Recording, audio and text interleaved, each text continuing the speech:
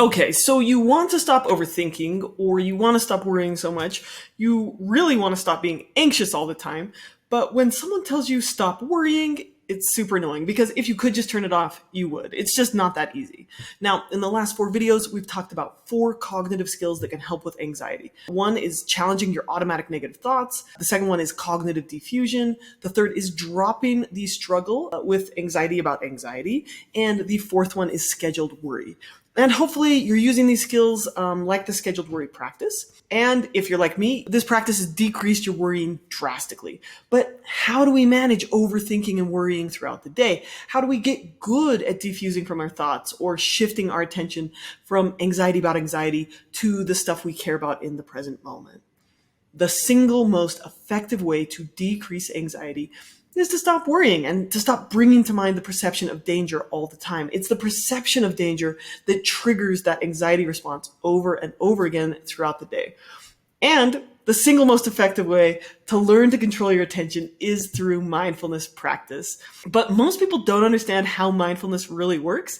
They misunderstand how to use it. So in this video, you're going to learn a super practical, straightforward way to use mindfulness to retrain your brain to be less anxious and to get back to living the life you value.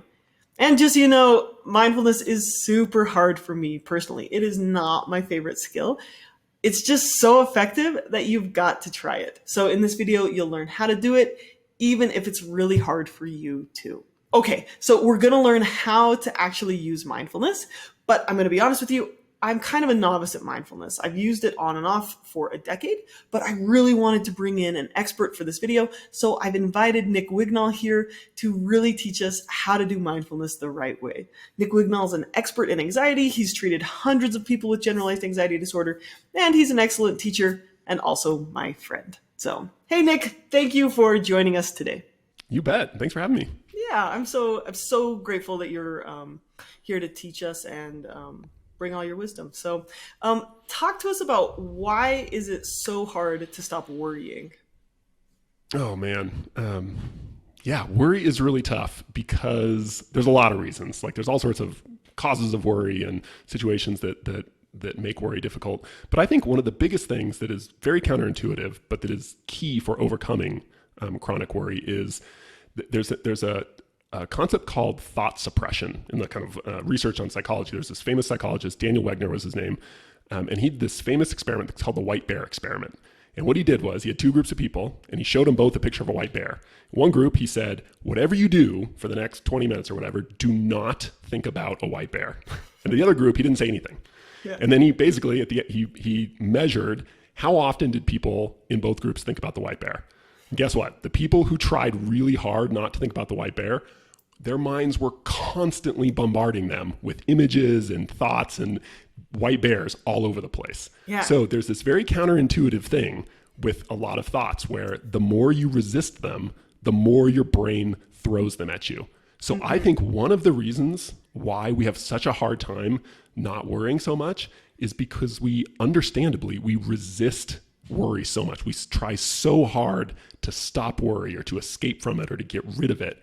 And counterintuitively, what that tells our brain is, ooh, yikes, this thing is really bad. So we're going to be more attentive to it and we're going to keep reminding you of it because it thinks worry is dangerous. So I think fundamentally, like on a mechanics level, that's a big part of why chronic worry especially is so tricky to deal with. Yeah, like our brain, it's so paradoxical. Like we wish, or we've been told even, oh, you can control your thoughts, you can control your brain. We can influence our brain to a massive degree.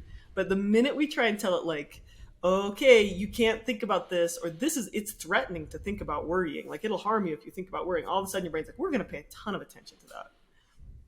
Yeah. Absolutely. And it's good to remember, to a large extent, you cannot actually control your thoughts.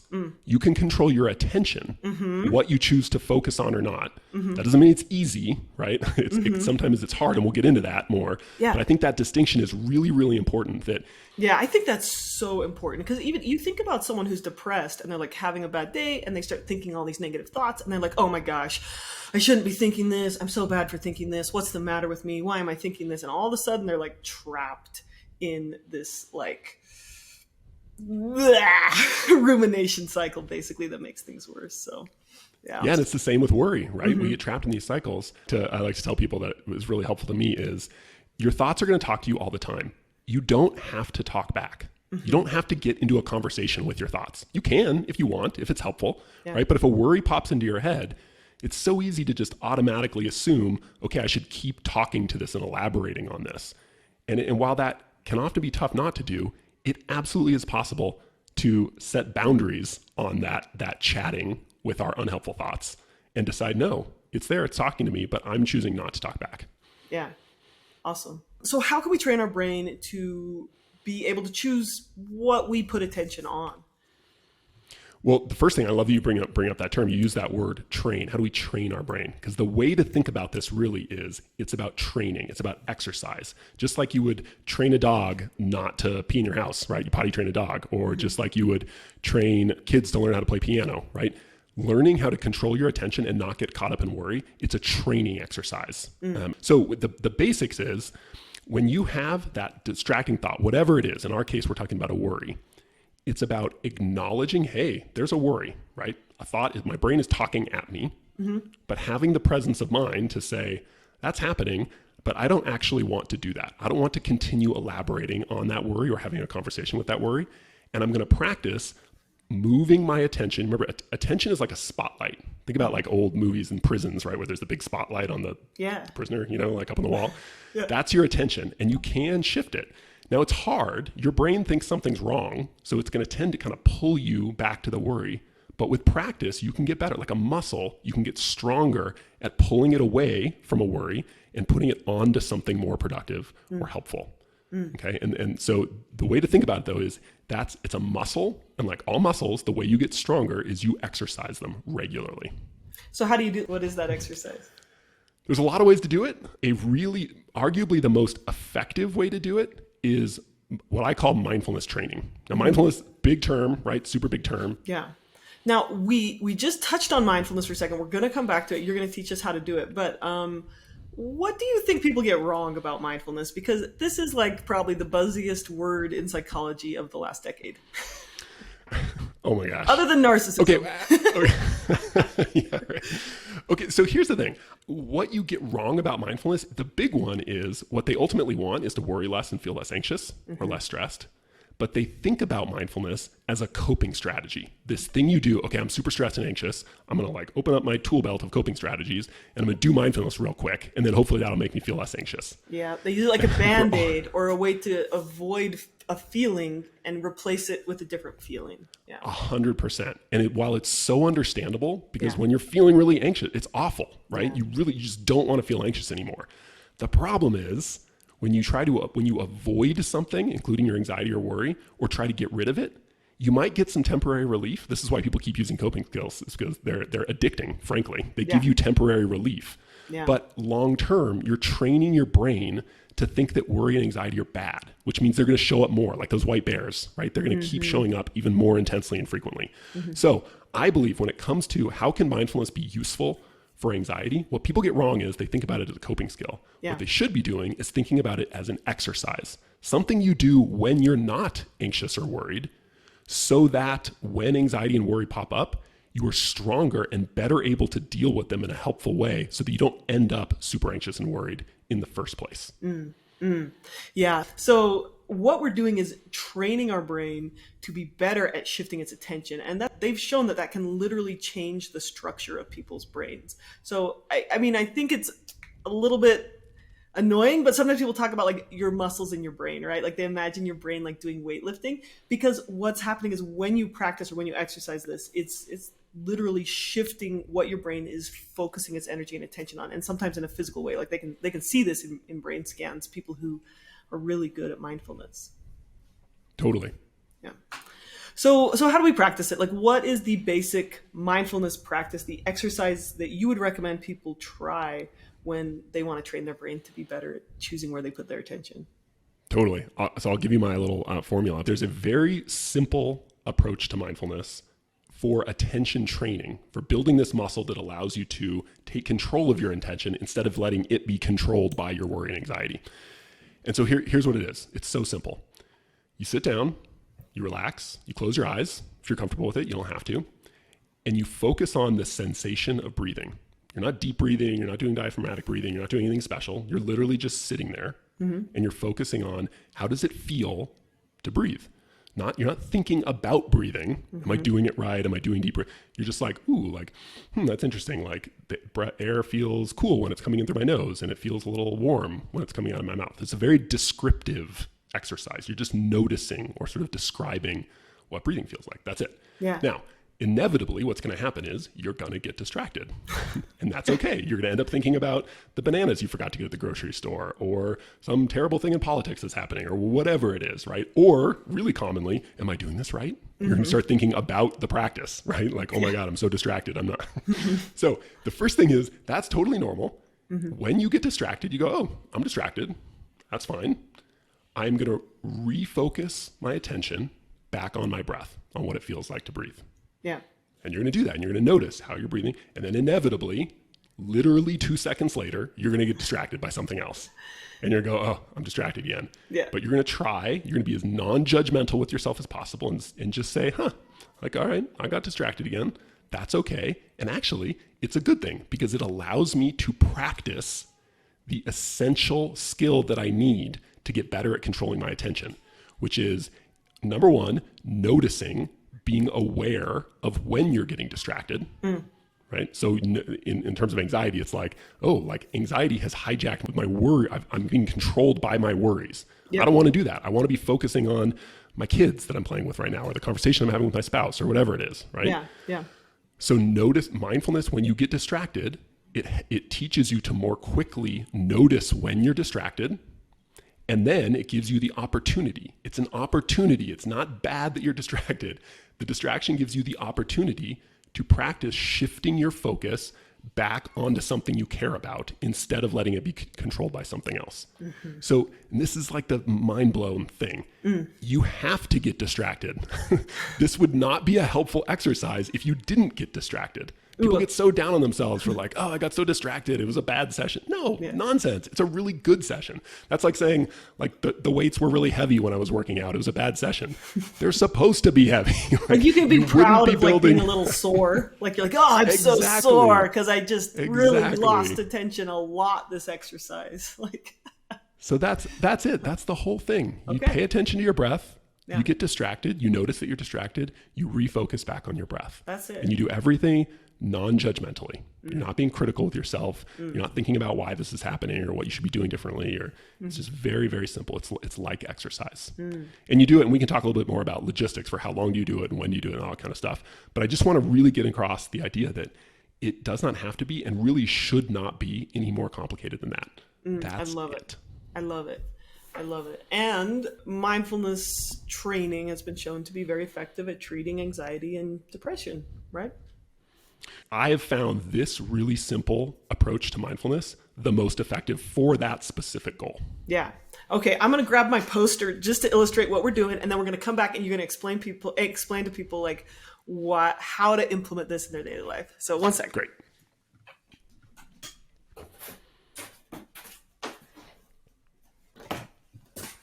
Look, Nick, I got a poster made. Whoa, look at it. Props. You got props. I'm so proud of myself. I used staples, So when people are in like their default nervous system mode, they're in a state of safety. They experience a stimulus, which they interpret as dangerous. Like, oh, someone jumps out at you from when you're on a trail and your brain's like, oh my gosh, it could be a bear. And that's what triggers the anxiety response.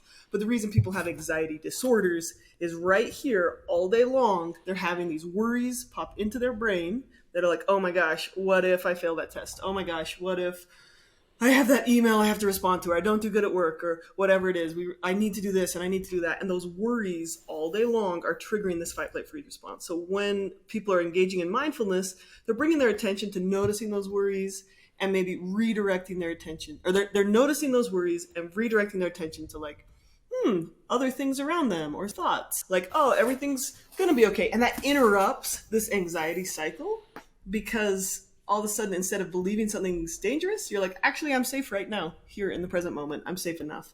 And you go from stimulus back into the parasympathetic response. That's how I think of this, at least. So Yeah, totally. So I would say two things on that. Yeah. This ability to let go of and shift your attention off of something unhelpful, like worry, and onto something productive or helpful, like, the conversation you're in or the work you have to do, whatever it is. Yeah.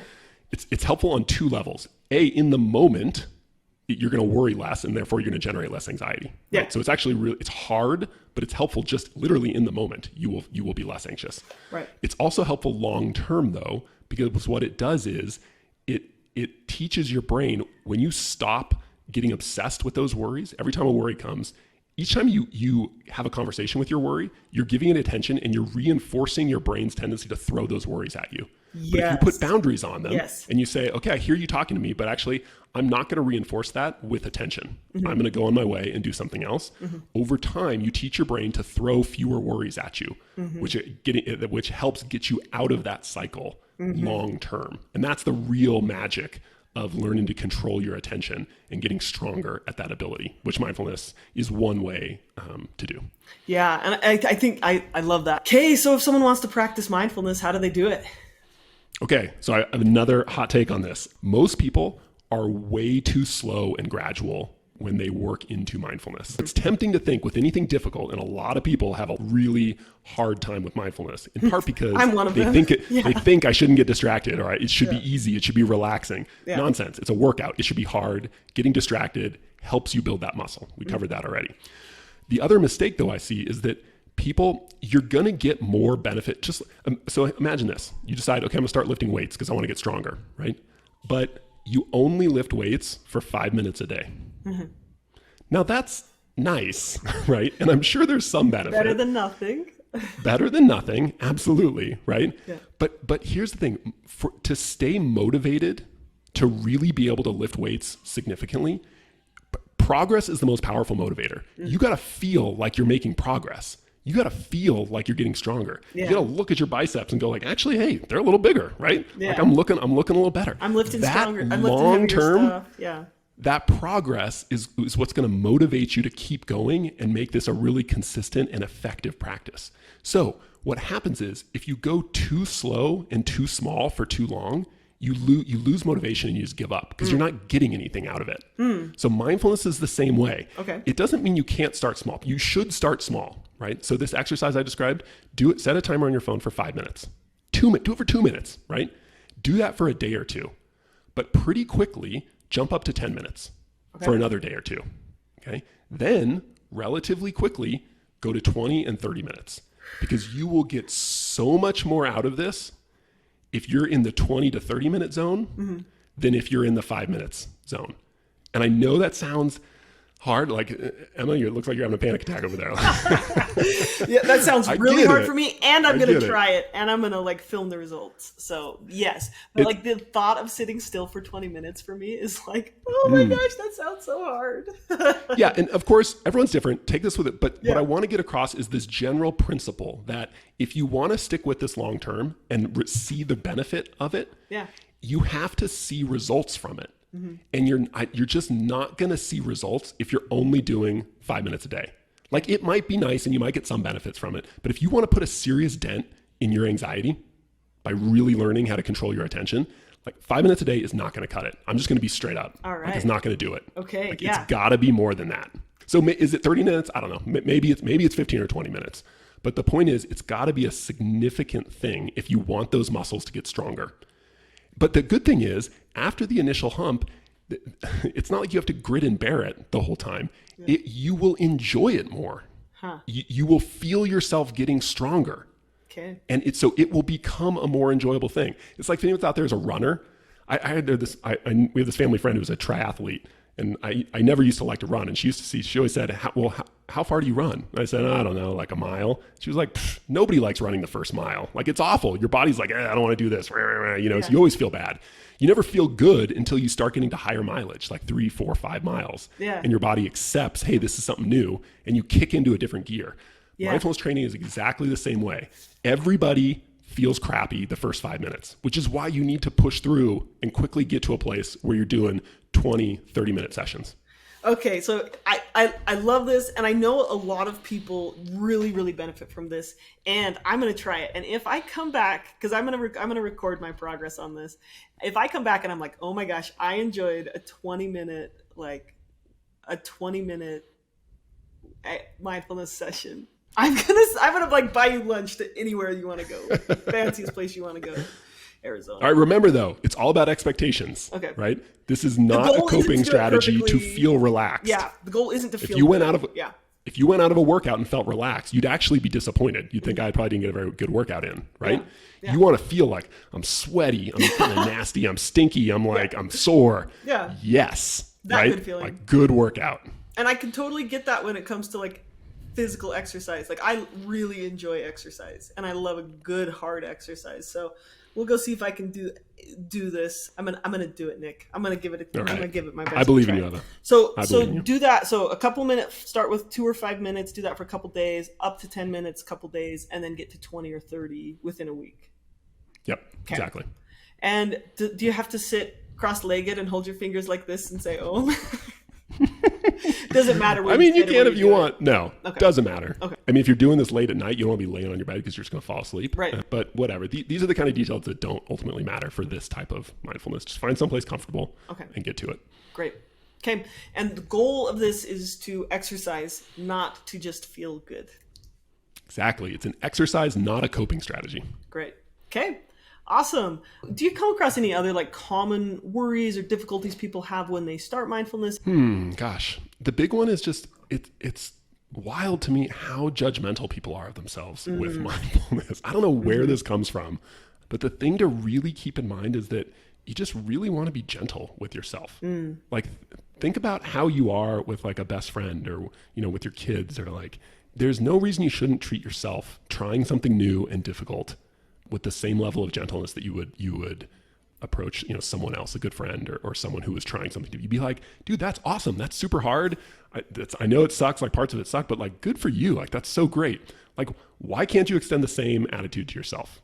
You can. You're probably not in the habit of doing it, but you absolutely can. And I think that's probably another, ultimately, maybe even more important benefit that you can get out of a mindfulness training is that it teaches you to be kinder and to have a better relationship with yourself, which is just like, that's everything. That's like the core of everything. Yeah. So be gentle. I think gentleness is like the key word when it comes to mindfulness training. Okay. So we're going to get out there, start with 5 minutes a day. Let yourself notice your breathing, not try to change it, not try to think about breathing, practice noticing, and you're going to lose track of what your mind is going to wander. That's normal, natural, and to be expected. Gently bring it back with love and compassion. Bring your attention back to your breath, and then do that over and over again until your timer goes off. That's the main idea, right? That's it. Okay. And remember, look, this is not the only way to lower your anxiety. Sure. I've just found that this is a particularly effective way, especially if you struggle with getting lost in conversation with your worries. If you can do this, this is such an effective, concentrated dose of working through chronic worry and anxiety. It's just so effective. Yeah. So it's at least worth giving it a really good shot, I think. Yeah, I love it. Well, I'm going to try it, and I'm going to come back and tell y'all how it went. I'm really looking forward to my big steak lunch that you're going to buy me. Yeah, I'm excited. Excited. It's going to be awesome. So thank you again so much, Nick. Really appreciate you taking the time to be here today. Of course. Thanks for having me on. I always love chatting with you, Emma. Yeah, and for all of you out there, you can find more of his teaching. You can sign up for his newsletter and see some of his articles at his website, nickwignall.com. Cool. Well, thank you. Really appreciate it. Have a good one. Of course. See ya. Okay. All right.